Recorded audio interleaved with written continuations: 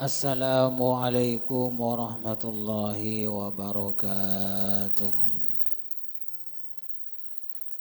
Al-Fatihah.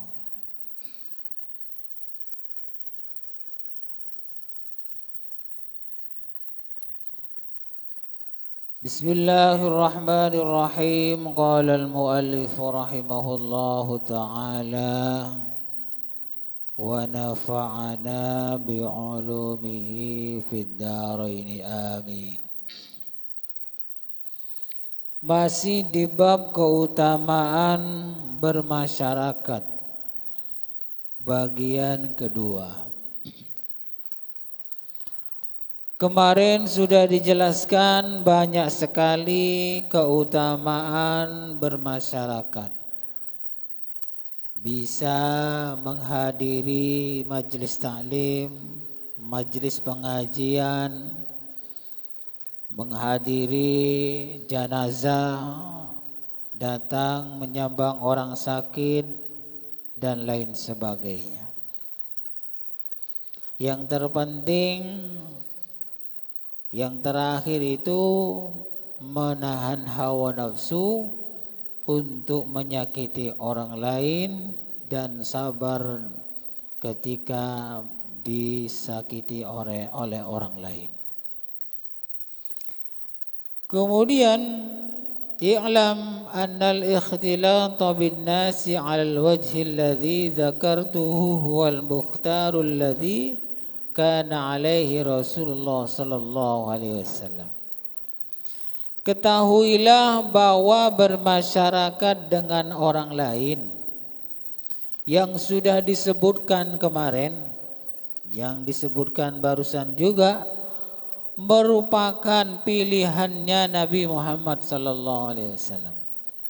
Jadi Nabi Muhammad itu bermasyarakat. Kadang uzlah, kadang menyendiri, tapi lebih banyak bermasyarakat. Berhubungan dengan orang lain, mungkin dengan cara mengajar, mungkin dengan cara silaturahmi dan lain sebagainya. Jadi semua itu yang sudah disebutkan merupakan yang dilakukan oleh Nabi Muhammad.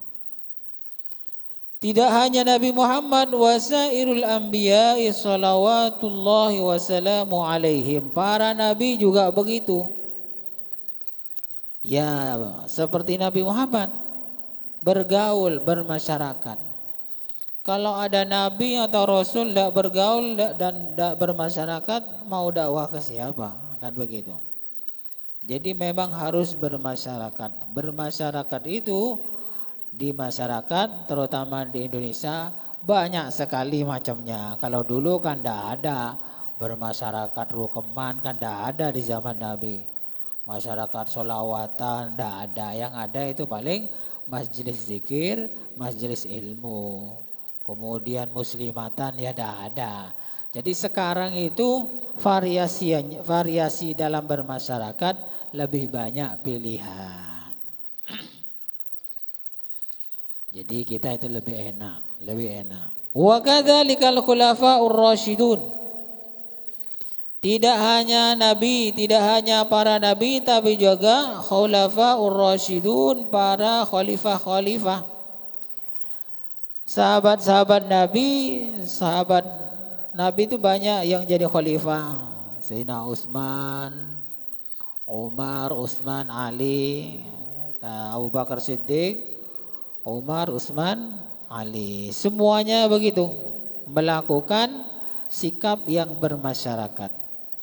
Wa man ba'dahum minas sahabah wat tabi'in. Para sahabat, para tabi'in setelah sahabat itu juga melakukan seperti itu, bermasyarakat. Ada orang mati ya takziah, ada orang sakit ya nyambangi, ada pengajian ya datang. Jangan sampai kita ini tidak bermasyarakat, diundang orang tidak datang, rukeman tidak datang, kemudian tidak pernah kumpul sama masyarakat. Kemudian ketika meninggal dunia, nah ini wis ketemu.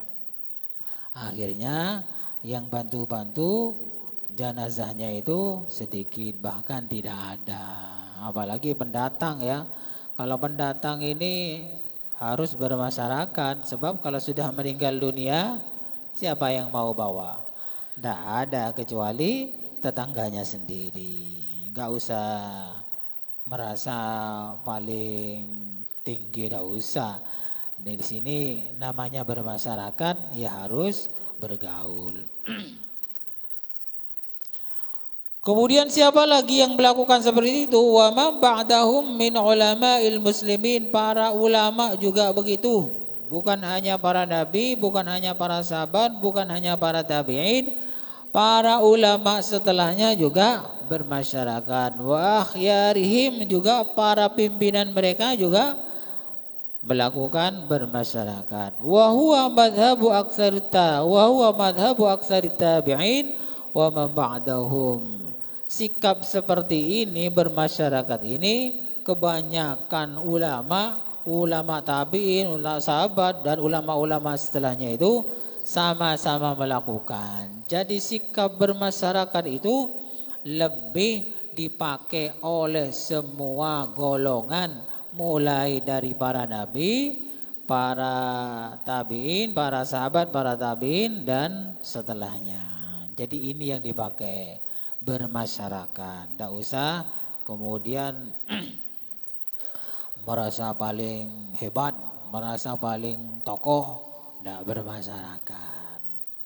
Wa bihi qala Syafi'i wa Ahmad wa aktsarul fuqaha.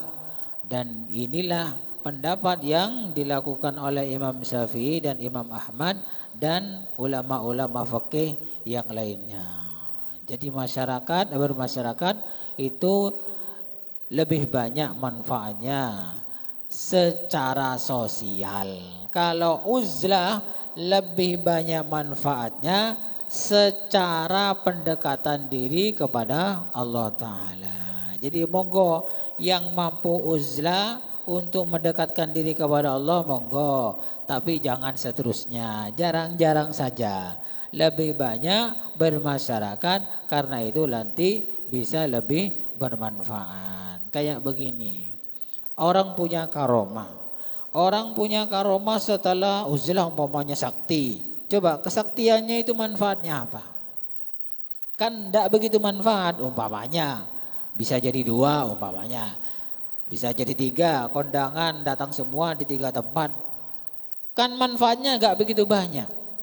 Tapi kalau ikhtilat bermasyarakat, walaupun tidak sakti, ngajar umpamanya, berjuang, berdakwah, manfaatnya lebih banyak.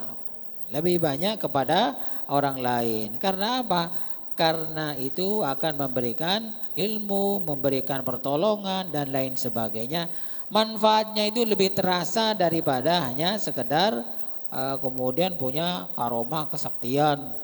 Nah, itu kurang manfaat. Dan orang yang punya karomah, wali yang punya karomah, kalau sering-sering dikeluarkan, Allah Ta'ala biasanya mencabut karomahnya, mencabut kewaliannya. Karena apa? Sembrono. Jadi kewaliannya kain mainan begitu. Sembrono. Ada juga yang begitu. Jangan dikira tidak ada pemecatan wali, ada. Ada ketika sering mengeluarkan karomah, dikit-dikit mengeluarkan karomah kesaktiannya. Ini berarti tidak kuat menahan nafsu. Nafsu untuk menampilkan kemampuan kehebatannya, akhirnya dicabut kewaliannya. Benikung kalau pejabat meloleh saya pecat ya. Walaupun wali ada juga yang dipecat. Kayak kita tidak ada yang tahu. Yang tahu hanya dia dan Allah Subhanahu wa Ta'ala. Jadi begitu. Lebih baik karomah itu istiqomah. Al-istiqomah, ainul karomah. Istiqomah itu adalah karomah yang sesungguhnya. Istiqomah apa? Apa saja. Apa istiqomah jamaah, apa istiqomah ngajar, apa istiqomah sedekah. Pokoknya itu lebih utama daripada karomah yang sakti-sakti itu. Karena yang istiqomah ngajar, berjamaah, mengajak orang lain, itu yang ada manfaatnya lebih banyak. Nabi saja kan tidak sering kan ngocolkan mukjizat, enggak kan? Ketika sudah terdesak, ada perintah dari Allah, ya col ya. Baru ya col tak meroji benar ya col ya. Enggak, ada waktunya. Qala Allah Ta'ala berfirman wa ta'awanu 'alal birri wat taqwa. Saling membantulah kalian dalam kebaikan dan ketakwaan. Ini yang diajarkan dalam bermasyarakat. Kalau memang tidak ada kebaikan dan ketakwaan, tidak usah ikut-ikut bermasyarakat. Loh, ada banyak. Tidak apa-apa walaupun tidak ikut-ikutan kayak umpamanya ini ada organisasi sosialita umpamanya. Di situ kok ngajaknya pamer-pamer kadang ya. Pamer yang dimiliki, entah sepeda motor, entah sepatu, entah sembarang wis di sosialita, organisasi apa gitu. Nah, itu bukan untuk kebaikan dan ketakwaan. Hindari saja karena ketika ikut-ikutan akhirnya panas. Akhirnya panas. Ada di sini juga yang merasa tidak mampu ya mengikuti akhirnya mundur. Jadi yang benar itu bermasyarakat yang ada kebaikannya. Oh, ada kebaikannya apa? Bantu-bantu orang lain. Ikuti. Bantu orang miskin, bantu orang yang tidak mampu, ikuti organisasi seperti itu. Nah, di sini kebanyakan bermasyarakatnya itu sudah dicampur-campur. Campur-campur, ya baik, ya jelek, baik, jelek gitu. Ada yang pengajian ya baik sih, seragam gitu. Cuman kadang ada embel-embelnya. Bawa emas ya. Bawa mobil, wis di mana-mana begitu wis. Jadi yang grup-grup agak elit, jumpan mapanan montorah mobilnya dipamerkan, bawa mobil mewah.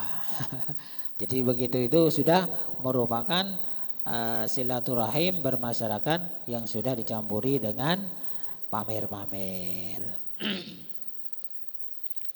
Wal ayatu fi ma'na ma dzakartuhu katsiratun ma'lumah. Ayat-ayat yang sudah disebutkan tadi itu maknanya sudah dijelaskan dan banyak sekali ayat-ayat seperti itu. Cukup sekian dulu. Kurang lebihnya saya mohon maaf. Mudah-mudahan bermanfaat.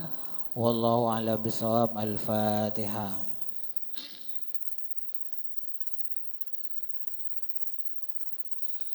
Assalamualaikum warahmatullahi wabarakatuh.